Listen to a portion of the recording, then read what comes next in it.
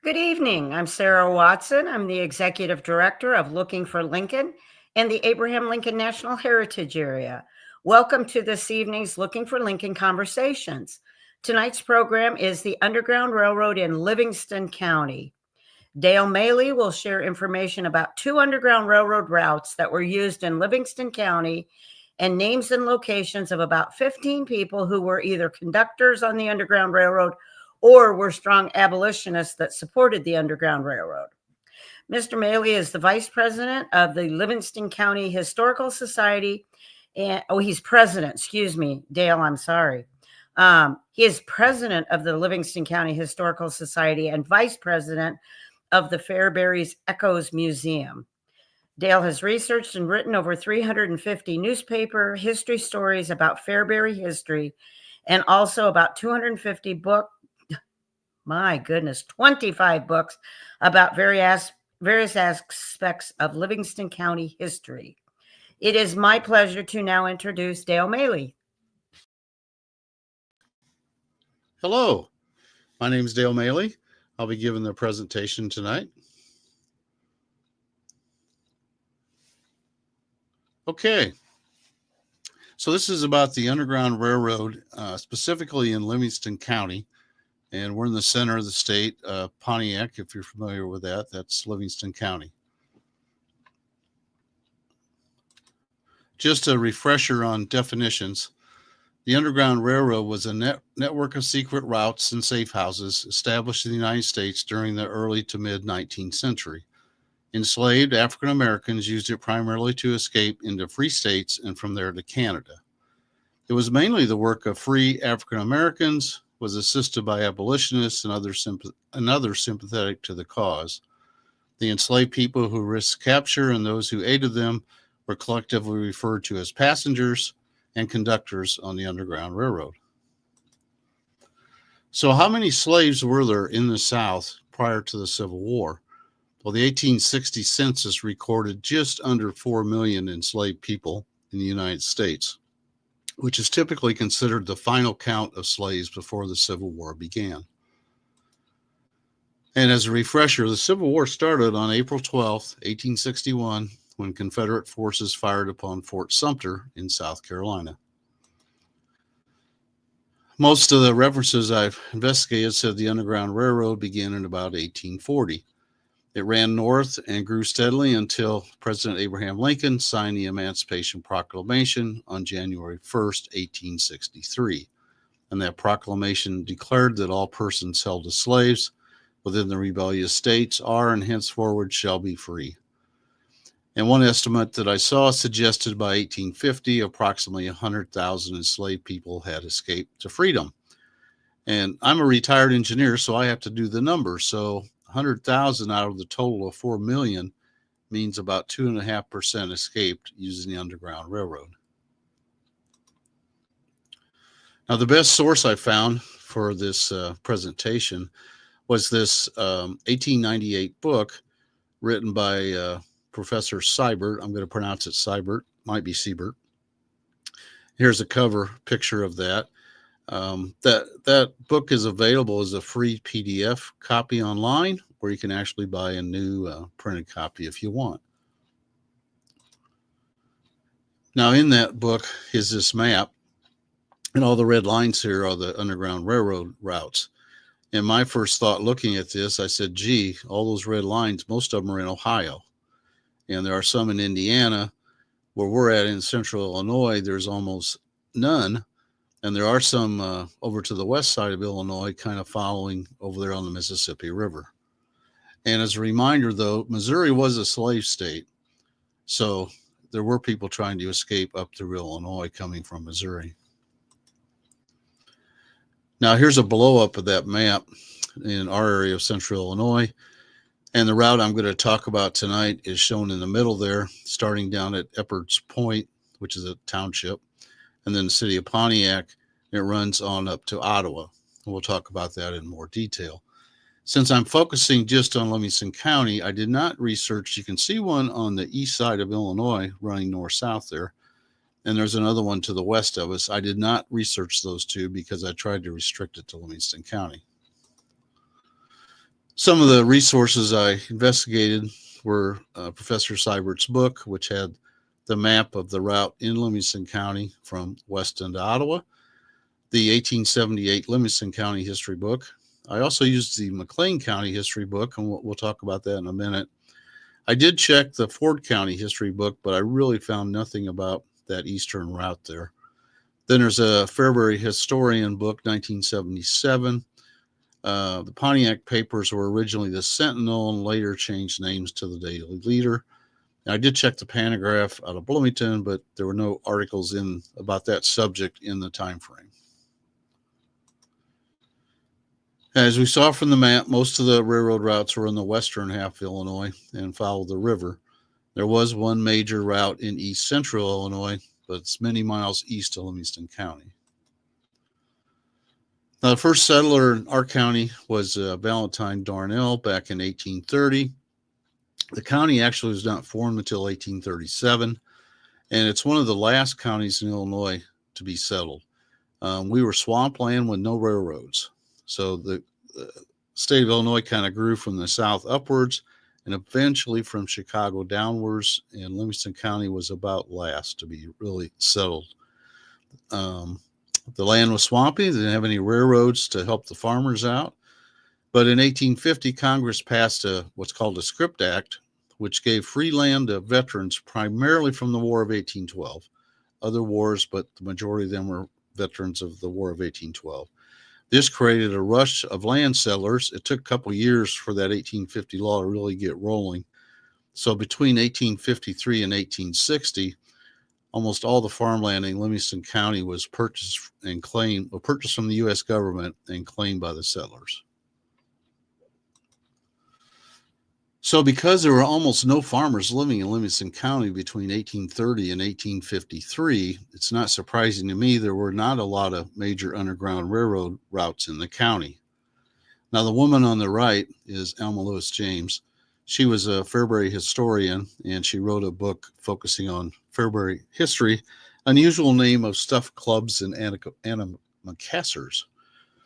And in her book, she claimed there was an underground railroad route from Strawn, which is south of Pontiac, up through Odell. And she claimed that it included a stopover at a cabin on the Fugate farm northeast of Fairbury on the Vermilion River. Oh, sorry.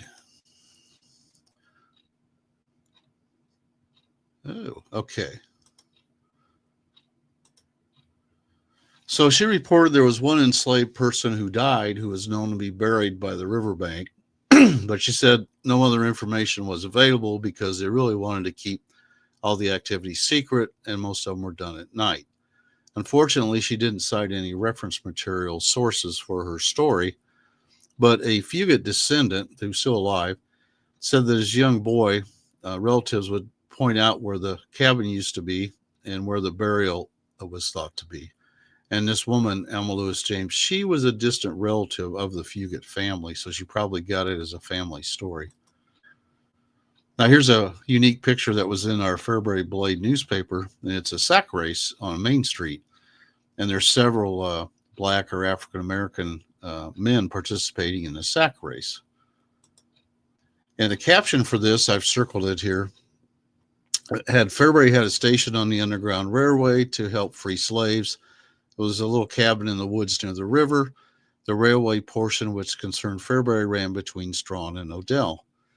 I checked all the history books. I couldn't find any evidence of that. However, I gave this talk in Pontiac at the library, and someone from Odell came up to me, and they had an Odell history, either a pamphlet or a book, which had a photo of a house in Odell, which was claimed to be used on the Underground Railroad. So maybe there is some truth to that story. Now, the Fugitive Slave Act was passed in 1850 by Congress. It was part of the Compromise of 1850. And it required that slaves be returned to their owners, even if they were in a free state. And the act made the federal government responsible for finding, returning, and trying escaped slaves. So a slave that was found in Livingston County legally was supposed to be returned to his or her master in the South. Dr. C.B. Ostrander, he was one of our first doctors in Livingston County. He actually lived between Fairbury and McDowell. And the 1888 Livingston County history book has a pretty detailed accounts about his life, including the fact he was a staunch abolitionist. And the story goes he came into Fairbury and found a fugitive slave chained to the floor of a 2-story building.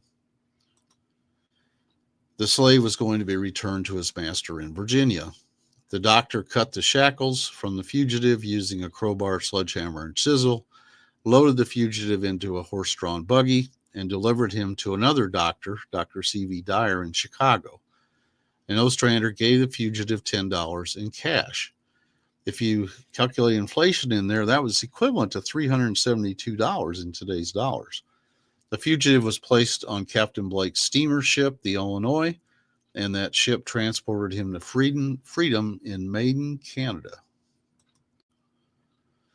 There's also a lot of information in the 1878 book about several of the men in Pontiac who were strong abolitionists and participated in the Underground Railroad on a route that ran from Epperds Point Township, which is west of Fairbury, ran up to Pontiac, and then eventually on to Ottawa. The 14 men named in the history book are shown here.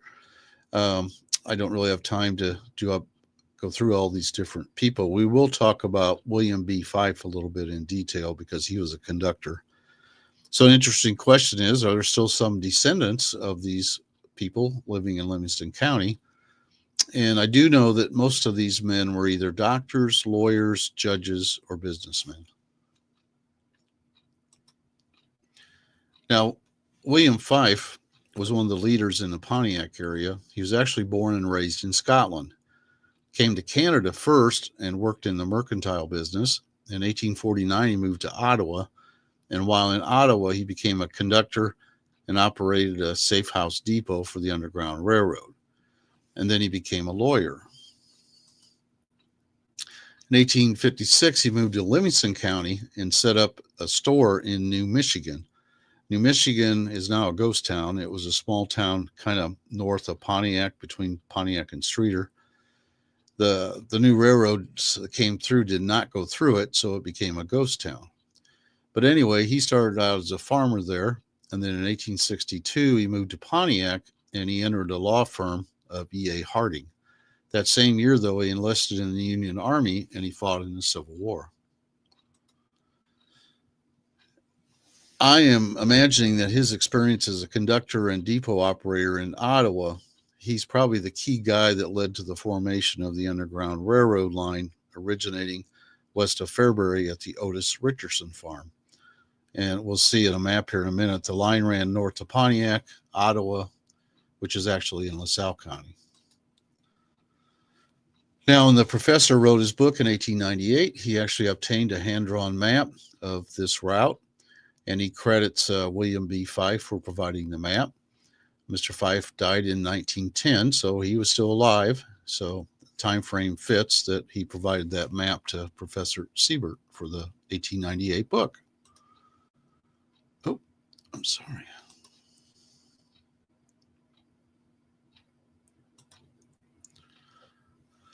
Now, here's the map. Don't try to read it here. We'll look at a larger version in a second.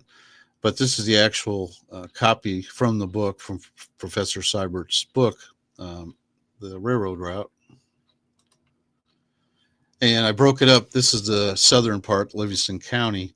Started down at the Otis Richardson Farm, which is in Epperds Point Township. Came into Pontiac Township, and Dr. Croswell had a station there. And then the next stop was up. Another doctor, H.H. Hinton, had a station in Sunbury Township. Then in LaSalle County, there was a McLaughlin station, and then the Honorable William Strawn station. I'm assuming when they say honorable, they mean a judge. And then they have a list of about 6 guys in Ottawa: John Hansick, William Fife, George Fife, William Carter, and James Stout in Ottawa. Then the route went on to Chicago. Now, unfortunately, the map, Mr. Fife's map, only goes as far south as the Otis Richardson Farm. And I searched, but the exact location of that farm is unknown at this time. I did check. He did not buy land originally from the federal government, and there are records of that. So he bought it from somebody else who had bought it from the government. So there's no easy records to find. And south of his farm would mark the end of Livingston County, and then you'd start getting into McLean County. So I thought, what the heck? Let's look at McLean County and see if there's any mention of this route. The 1879 McLean County book does reference Underground Railroad having a station in Mount Hope Township.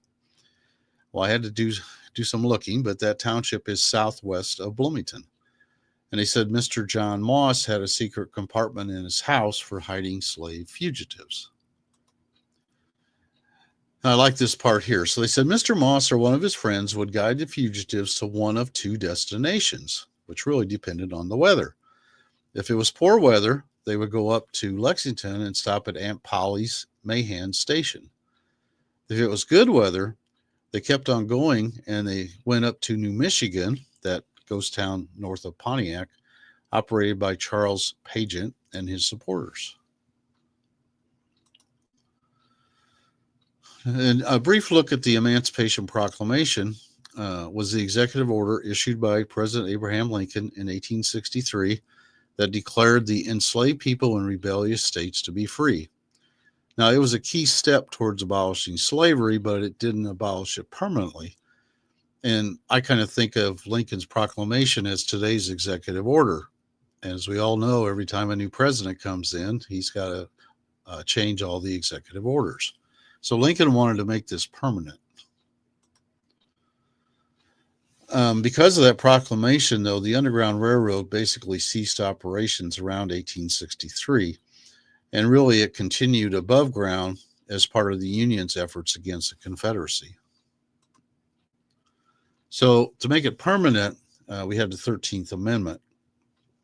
And it said neither slavery nor involuntary servitude, except as a punishment for crime whereof the party shall have been duly convicted, shall exist within the United States or any other place, subject to their jurisdiction. So we've not really had an amendment go through in our lifetime that I'm aware of. So I just took a shot. How long did it take to get the amendment through the process?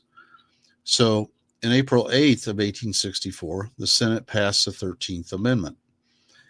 And then in January of 1865, the House of Representatives passed it. February 1, President Lincoln approved a joint resolution that submitted it to the states for ratification. April 9th, General Lee surrendered to General Grant, and just 6 days later, President Lincoln was assassinated. Now, December 6th of 1865, the required 27 of the then 36 states ratified the amendment, and on December 18th, the 13th Amendment was proclaimed as passed. So if you do a timeline there, it took about 20 months for that process to go through. Now, Dr. John Ryan died in 1948. He was a minister and chaplain of the Boys Reformatory in Pontiac, which is now the Pontiac Prison.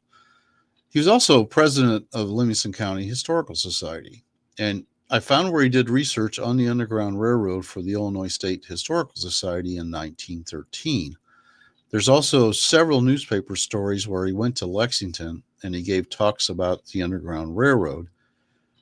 And as we saw, there was a stop in Lexington. But I've not been able to find any of his research about this topic. I found some of his other research, but not on this topic. So some closing thoughts. The issue of whether or not to return fugitive enslaved people to their owners in the South, that did have an impact on Fairbury and Livingston County citizens. And there was a branch of the Underground Railroad running from west of Fairbury through Pontiac onto Ottawa, which did help many fugitive enslaved people obtain their freedom in Canada. I'm hoping someday Dr. Ryan's research results may be found. And after I gave this presentation for the first time, I did learn that Lincoln actually issued a preliminary Emancipation Proclamation in September of 1862. And he said, hey, if the South doesn't rejoin the Union by January 1st of the next year, then he would free all the slaves in the rebellious states. Oh, sorry.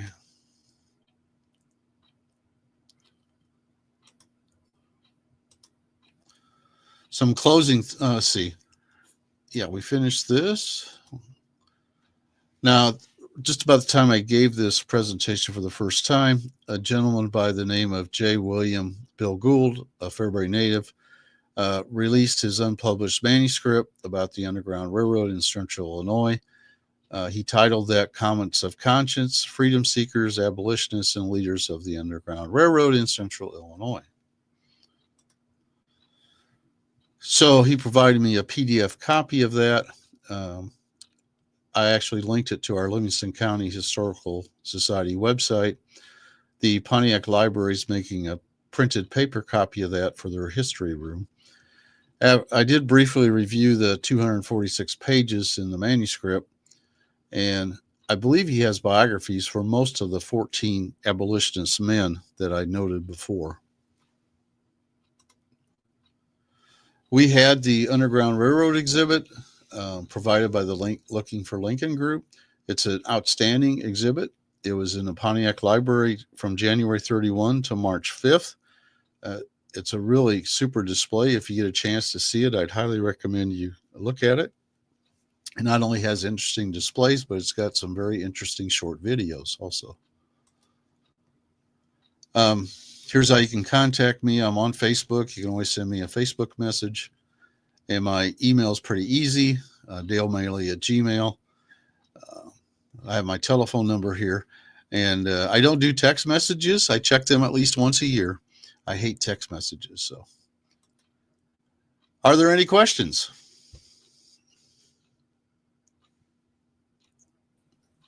Hi, Dale. Thank you so very much. Hello, everyone. It's Heather Fieser with Looking for Lincoln. So it is now time to take your questions. If you have any questions about what Dale shared about the Underground Railroad in Livingston County, please type them in the chat and we will try to answer them. I do have a question to kick us off. One of the things I thought was very interesting, and I have found this as we've had other presenters come on and talk, is there's still more information to be found. Like you kind of shared that a couple times in your presentation. You know sooner finish this and then someone else has more information, but then also, the different people who over time, were digging and found some information. And then you're like, oh, well, this story might be true because it's, so all the digging and research that there's still to be done. So as you were studying and putting together the information for Livingston County, what did you think was the most interesting thing that you learned about the Underground Railroad and specifically Livingston County?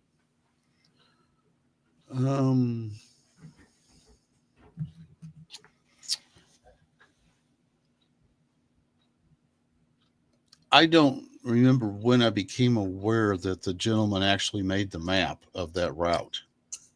So I found out. Siebert? Well, no, it was actually the guy's name was Fife, but he gave it to the professor for his book. Yes. Yes, and I didn't become aware of that until recently. So I thought it was pretty neat to actually have the map. Now, I'm really good about farmland and who bought it from the government, and there's a database available for that. And I went in and checked all the areas around where that Mr. Richardson's farm might have been, and I did not find any Richardson name. And when I gave the talk at the Pontiac Library, there was a young lady there, and she was just researching the heck trying to figure out where that farm was at before she got to the meeting, and she hadn't figured it out yet. So, like you said, it kind of continues to evolve, and maybe somebody will find some more information. Yeah, Five's papers are actually at in Ohio, actually at the History Connection there because of the stuff he wrote Siebert. It's on my bucket list of things I someday want to do is to go because the Ohio History Connection has a lot of Illinois papers related to the Underground Railroad, including his information. And I think that would be very interesting to look into more.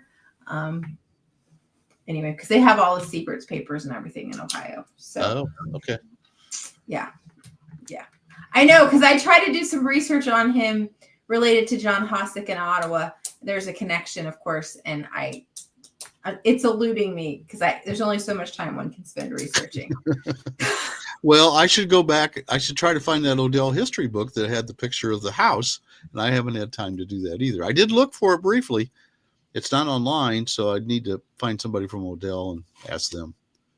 Yeah, I mean, it's interesting, and I think the thing that many people, like you mentioned it in your talk, I mean, this stuff was illegal. I mean, you didn't really want to keep written records sitting around of how many individuals you helped or what your methods were, because that could be incriminating evidence for you as you're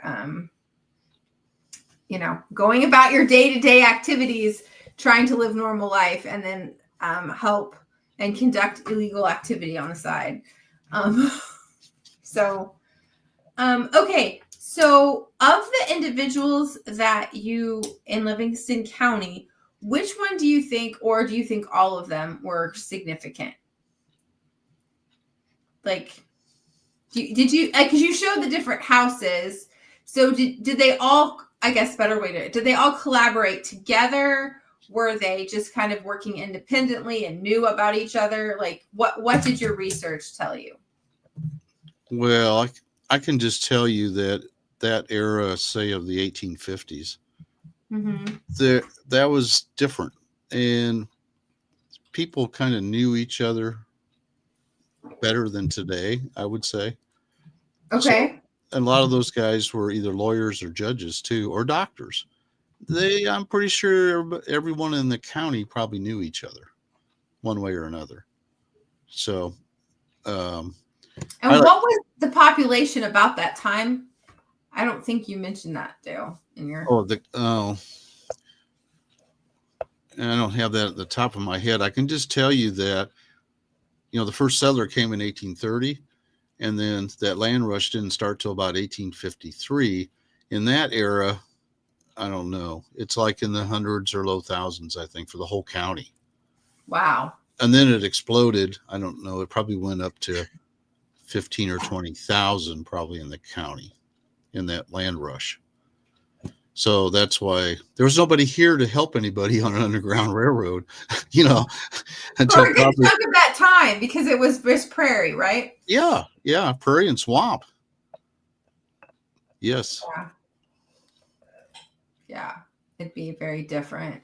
I mean, there's a story of a freedom seeker couple, the Littles, who travel from Cairo all the way up to Chicago, and they talk about this part where they get completely lost and turned around on their way to Chicago, and they're in the middle of the prairie, and they said they went by this one sign like a couple different times, and they figured out they were like walking in circles. And they talk about, they eventually got to Chicago, and they did it on their own without any assistance. But they talk about this, and they see wolves, and they're in the middle of the prairie, and they're very confused as to where they're going. So one could imagine the isolation of that. Today we have lots of cornfields, so it's very different than what it was like at the time, where it was much more of a frontier versus what we have today. That his name escaped me. The gentleman that was from Livingston County, and he was the chaplain at the Boys Reformatory. He happened to interview the first really mail carrier for Livingston County. Really? And wrote that up. And I found that research when I was going through our archives. And it's just kind of neat. Just what you were saying. How do you even know the mile markers or anything, to get from point A to point B? And then he claims they start in Ottawa, and the river sometimes would be partially frozen. And he claims that he would take two boards and have to walk one board after the other to get across the river. Now, I don't know if he was pulling the guy's leg or not, because what do you do with a horse? Yeah, was the horse swimming in freezing water? But it took him, I think, 2 days to go from Ottawa down to Bloomington, and then 2 days to go back. Oh, I could believe that. I mean, that's a distance of what, at least 2 hour, no, hour and a half, maybe. Yeah. Now in a car. Yeah. So, I mean, I could see how back in the day on a horse, it could take you 2 days to get there and back. Because I mean, down and then 2 days to get back. I mean, we are so blessed with modern technology that we don't. I mean, that's one of the things when we study Underground Railroad that I find completely fascinating. Oftentimes, these freedom seekers did not know where they were going.